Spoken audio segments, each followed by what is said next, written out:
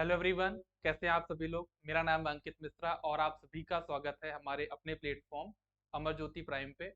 और आज आपके लिए एक बहुत ही इंपॉर्टेंट अपडेट है, जो कि ये अपडेट तो 2-3 दिन पहले भी आ चुकी थी।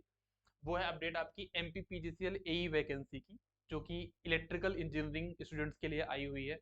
ये जो वैकेंसी है ये डिप्लोमा वालों कैंडिडेट के लिए नहीं, ये ग्रेजुएट वालों के लिए है, जो भी इंजीनियरिंग कर चुके हैं या इंजीनियरिंग से ज़्यादा डिग्री बीटेक एमटेक जो भी कंप्लीट कर चुके हैं। इलेक्ट्रिकल एंड इलेक्ट्रिकल इलेक्ट्रॉनिक्स मतलब डबल ई और ट्रिपल ई दोनों के लिए ये वैकेंसी है। इसमें कोई भी एक्सपीरियंस की रिक्वायरमेंट नहीं है। अभी तक ये जो एग्ज़ाम हो रहा था ये अभी तक आपका गेट एग्ज़ाम के थ्रू हो रहा था। अभी बहुत टाइम बाद ये ऐसी वैकेंसी आई है जो कि अपना खुद का एग्ज़ाम कंडक्ट करने जा रही है।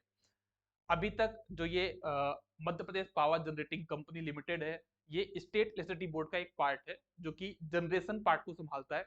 हमारे पास इलेक्ट्रिसिटी बोर्ड में जनरेशन, ट्रांसमिशन, डिस्ट्रीब्यूशन सभी की वैकेंसी आती है, लेकिन ये जो वैकेंसी है स्पेशली जनरेशन के डिपार्टमेंट के लिए आई है और एई के लिए आई है, और ना ही यहाँ पे आपके लिए कोई भी एक्सपीरियंस की रिक्वायरमेंट नहीं है। तो चलिए इसका नोटिफिकेशन एक बार देखते हैं, समझते हैं, जानते हैं क्या क्या इंपॉर्टेंट चीजें हैं।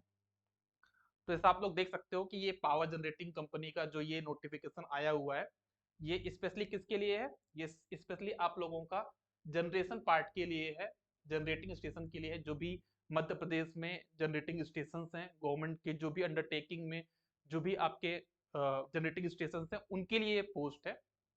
इसमें ट्रांसमिशन का और डिस्ट्रीब्यूशन का आपका कोई भी पार्ट देखने को नहीं मिलेगा। इसमें आपकी कोई भी चीजें आपको देखने को नहीं मिलेगी। आपकी जो भी वैकेंसी है प्योरली जनरेशन के लिए है।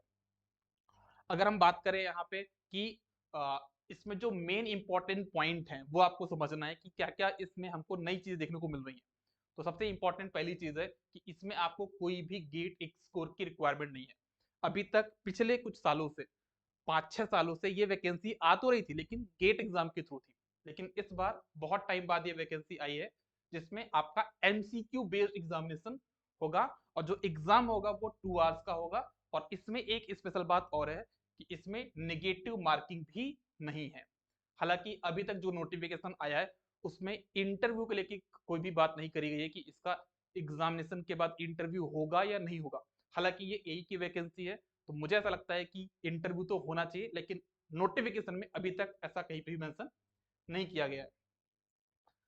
अगर हम बात करते हैं यहाँ पे कुछ इंपॉर्टेंट डेट्स की, ऐसी कौन कौन सी चीजें हैं, जैसे इसका आप लोग को पता ही होगा, फॉर्म फिलिंग की स्टार्ट डेट आपकी 6 मार्च है, जो कि स्टार्ट हो चुका है। आप लोग इसको फॉर्म फिल कर सकते हैं। जो एग्जामिनेशन फी है आपका वो 1200 है जनरल वालों के लिए, 600 है जो भी आपके अदर कास्ट है उनके लिए। इसका जो लास्ट डेट है आप ये ध्यान रखिएगा, इसका जो लास्ट डेट है 31 मार्च है। हाँ, तो अभी टाइम है आपके पास फॉर्म फिल करने के लिए। हाँ, एक बात और, एग्जाम डेट के बारे में कुछ भी नहीं बताया गया ना, कि एग्जाम डेट कब है उसके बारे में कोई भी अभी तक चीजें मेंशन नहीं है। और इसका रिजल्ट कब आएगा ये भी मेंशन नहीं है। लेकिन जैसा हम जानते हैं कि पावर जनरेटिंग कंपनी का जो भी एग्जाम होता है वो जनरली 2 से 3 महीने में हो ही जाता है। तो आप लोग ये मान के चलिए कि मार्च तक तो आपका फॉर्म फिल हो रहा है। अप्रैल मई जून या जुलाई में आपका एग्जाम हो सकता है ना। जून तक आप रेडी रहिए कि जून तक भी ये एग्जाम कंडक्ट कर सकते हैं। और जो रिजल्ट आएगा वो जनरली एग्जाम होने के 1.5 महीने तक के बीच में आ जाता है। ओके। अगर हम बात करें एलिजिबिलिटी के लिए क्या बोला गया यहाँ पे, तो अगर हम बात करते हैं एलिजिबिलिटी के लिए इलेक्ट्रिकल वालों के लिए, क्योंकि ये जो पूरा मैंने नोटिफिकेशन बनाया है सिर्फ इलेक्ट्रिकल ब्रांच वालों के लिए है। इसमें ये बोला गया है कि आपको AICT जो भी आपने इंजीनियरिंग वगैरह करी है वो AICT से अप्रूव होनी चाहिए या UGC से अप्रूव होनी चाहिए।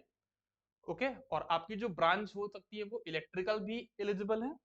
और इलेक्ट्रिकल की जो वैकेंसी है, इलेक्ट्रिकल की वैकेंसी में इलेक्ट्रिकल एंड इलेक्ट्रॉनिक्स वाले भी यहाँ पे एलिजिबल है। इनको रेगुलर में ही इनको अपना बीटेक करना होगा। ऐसा नहीं कि आप प्राइवेट करके भी अपना यहाँ पे फॉर्म फिल कर सकते हैं। तो आपका जो बीटेक होना चाहिए वो रेगुलर में होना चाहिए। इस बात को भी ध्यान में आपको रखना है। यहाँ पे कुछ परसेंटेज के बारे में बोला गया है कि जो बीटेक वाले कैंडिडेट्स हैं उनका जो CGPA है, या फिर अगर हम उसकी बात करें न्यूनतम मार्क्स उनके डिग्री में या CGPA में, तो 65% आपके एटलीस्ट होने चाहिए फॉर जनरल कैटेगरी। और अदर कास्ट के लिए वो आपका 60% बोला गया है। ओके। नंबर ऑफ वैकेंसी आप लोग यहाँ पे देख सकते हो। ये जो वैकेंसी है सहायक अभियंता मतलब असिस्टेंट इंजीनियर इलेक्ट्रिकल मतलब उत्पादन मतलब जनरेशन के लिए, इसमें हम लोग बात कर रहे हैं इलेक्ट्रिकल के लिए। तो जनरल की ऑलमोस्ट आपके पास कितनी वैकेंसी है यहाँ पे? जनरल की आपके पास है 7 वैकेंसी, एससी की है 4, एसटी की है 5, ओबीसी की है 7 और ईडब्ल्यू की है 2। तो टोटल जो हमारे पास वैकेंसी है 25 है ना। तो ए की इससे ज्यादा वैकेंसी हम लोग एक्सपेक्ट कर भी नहीं सकते, इतनी है जो इतनी बहुत है। 42 वैकेंसी में ऑलमोस्ट 25 तो सिर्फ इलेक्ट्रिकल की है, तो बहुत अच्छी खासी वैकेंसी है। बहुत ज्यादा तो नहीं बोलूंगा लेकिन जितनी भी हैं इलेक्ट्रिकल के हिसाब से बहुत ज्यादा। अगर हम थोड़ा सिलेबस के बारे में बात करें कि कैसा हमारा एग्जाम होने वाला है, तो ये आपको पता है कि हमारे पास जो सिलेबस है लगभग 100 क्वेश्चन होंगे हमारे पास यहाँ पे। हमारे पास यहाँ पे 100 क्वेश्चन देखने को मिलेंगे। एक 1 मार्क का एक क्वेश्चन होगा, मतलब टोटल 100 मार्क्स का पेपर होगा। 100 मार्क्स में से 75 मार्क्स का तो आपका हो जाएगा टेक्निकल, जो कि आपने इंजीनियरिंग में किया हुआ है इलेक्ट्रिकल का, और 25 मार्क्स में होगा आपका नॉन टेक। नॉन टेक में भी आपका एमपीजी के जनरल स्टडीज वाला जो पार्ट होता है, रीजनिंग का पार्ट होता है, करंट अफेयर वाला जो चीजें है वो आपको यहाँ पे देखने को मिलेगी 25% में। इसमें मान के चलिए कि ऑलमोस्ट 5 to 6 सब्जेक्ट का कॉम्बिनेशन है ये, ठीक है ना। आपको इसमें जनरल स्टडीज भी है, करंट अफेयर भी है, ओके, एप्टीट्यूड भी है। तो बहुत सारी चीजें मिलकर 25 मार्क्स आपको वहां पे देने वाले हैं। तो आप इसको लाइटली नहीं ले सकते ना, ये भी एक तरीके से आपका बहुत ही इंपॉर्टेंट रोल प्ले करेगा आपके सिलेक्शन के लिए। तो यही चीजें हैं, आप एक बार इसको अच्छे से नोटिफिकेशन के थ्रू गो थ्रू हो जाइए, और इसके बाद जब भी आपका एग्जाम होगा तो हम इसके बारे में और बात करेंगे। इसके लिए हम लोग डेडिकेटेड कोर्स भी प्लान कर रहे हैं, अभी तक कोई भी ऐसा कुछ प्लान नहीं किया है। बहुत जल्द आपको नोटिफिकेशन में या फिर आपके यूट्यूब वीडियो के थ्रू आपको इससे रिलेटेड जो भी अपडेट होगी वो आपको मिल जाएगी। Thank you.